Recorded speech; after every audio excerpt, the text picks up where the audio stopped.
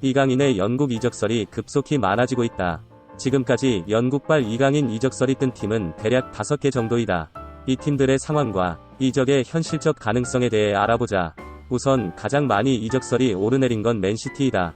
이유는 다 알다시피 작년 토레스의 이적이 이루어졌고 발렌시아와 맨시티는 역시 좋은 커넥션을 유지하고 있다.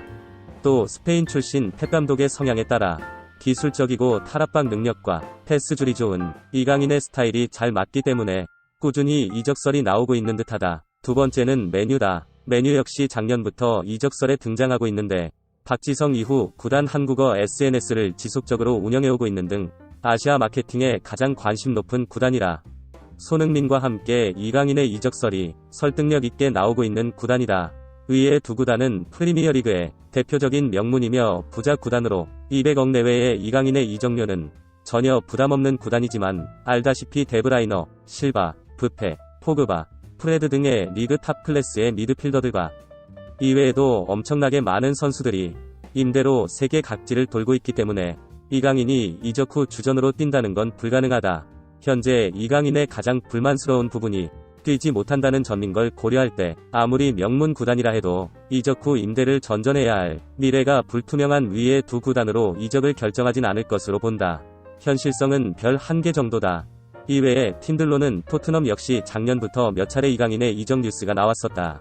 손흥민의 팀이고 레비가 어린 미드필더와 측면 공격수 수집광이기 때문에 개연성은 있다. 또 200억의 이적료 역시 요새 자금적인 압박이 심한 토트넘이라 해도 구단 규모로 볼 때 별 부담이 없기 때문에 레비 입장에선 한국 기업 스폰 등등으로 대부분 보전받을 수 있는 금액인 200억 정도의 로또라면 모드리치나 베일의 대박을 꿈꾸며 부담 없이 한번 긁어볼 수 있다고 본다.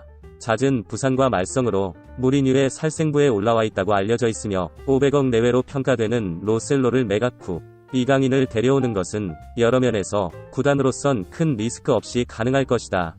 다만 팀의 손흥민과 이강인을 동시에 보유할 필요가 있을까 싶은 부분이 있어서 이강인 이적은 아마도 손흥민의 매각과 함께 이루어지는 팀 개편의 일환이 돼야만 가능하지 않을까 싶다. 별 2개 정도는 줄 수 있다고 본다. 다음은 아스널인데 역시 작년 막시의 이적설과 함께 나왔던 이야기다. 현재 무게감 없는 아스널의 중앙 스쿼드와 같은 스페인 출신으로 전술적으로 펩의 제자로 잘 알려져 있는 아르테타 감독의 성향으로 볼 때 이강인이 꽤 어울린다는 평들이 많다. 토트넘과 마찬가지로 구단의 자금 사정이 원활할 상황은 아니나 200억 내외의 이적료는 고민될 정도는 아니다. 다만 에미레이트 스타디움에 아르테타의 사무실이 올 6월에도 존재할 수 있는지 현 상황으로 볼 때 여러모로 회의적이라 올 시즌 아스날의 성적표가 나와봐야 알 수 있다고 본다. 현실성은 별 1개 반이다. 그리고 얼마 전 뜬금포로 나온 뉴캐슬의 3천만 유로 이적설인디 아무 개연성 없는 찌라시 같지만 의외로 이 뉴스에 주목해봐야 된다. 다들 기성용이 잠시 있었던 삐리리한 하위권 팀으로 뉴캐슬을 알고 있지만 사실 뉴캐슬은 토트넘보다 우승 횟수가 많은 나름 기성용이 인터뷰 때 이야기인 것처럼 분명히 빅클럽이다.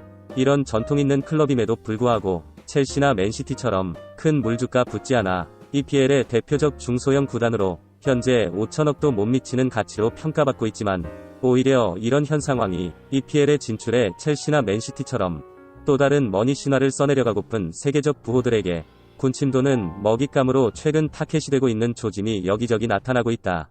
작년 코로나와 EPL 사무국의 반대로 무산되었던 사우디 국부펀드 인수나 싱가포르의 사모펀드 등이 아직도 욕심을 내며 물밑에서 지속적인 인수작업을 하고 있는 걸로 뉴스가 나오고 있고 이 경우 아시아 마케팅 등의 팀 장기적 플랜에 따라 3천만 유로 정도를 들여 재능 있는 아시아 선수의 영입은 구단의 포트폴리오에 크게 부담없는 매우 현실성 있는 영입설이라고 본다. 또 최근 600억 내외의 조엘링턴 영입이나 2년 정도 영입에 사용하고 있는 금액 등을 볼 때 이 정도 금액은 역시 한국 기업의 스폰 등을 고려할 때 현재에도 가능한 금액이다. 대략 의와 같고 현실성은 별 2개로 본다. 이강인이 위의 EPL 구단 중 하나로 이적할 거라 보면 찬성을, 라리가 내에서 이적할 거라 보면 반대를 눌러 우리 모두의 생각을 확인해보자.